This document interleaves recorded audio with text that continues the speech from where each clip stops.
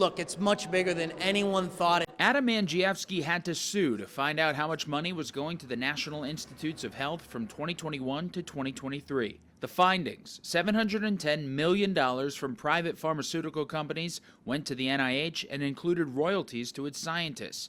This was happening during the pandemic as treatments were being developed and licensed. When you follow the money, it begs the question, did anything else stand a chance at NIH on the pandemic other than Tony Fauci's Institute's pandemic therapeutics?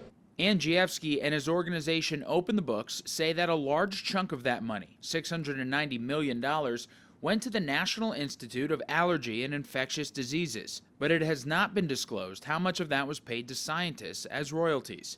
During a tense hearing on Capitol Hill this week, House Republicans peppered Dr. Anthony Fauci with questions about the cash for the agency he once headed up. Fauci pushed back on the idea that the money coming into the NIAID during those years for COVID was going to him. Okay, so somebody received the $710 million. Somebody did, but not me. You didn't receive any royalties. Okay. Senator Rand Paul has previously called for Fauci to be thrown in jail for what he calls dishonesty during the pandemic, especially when it comes to potentially funding controversial gain-of-function research in a Wuhan, China lab. The technique can be used to manipulate viruses. Fauci denies the NIH funded COVID experiments in the Wuhan lab. When people won't give you information, what's the only conclusion? The conclusion is they've got something to hide. So we continue to seek this information, and I don't think this is over.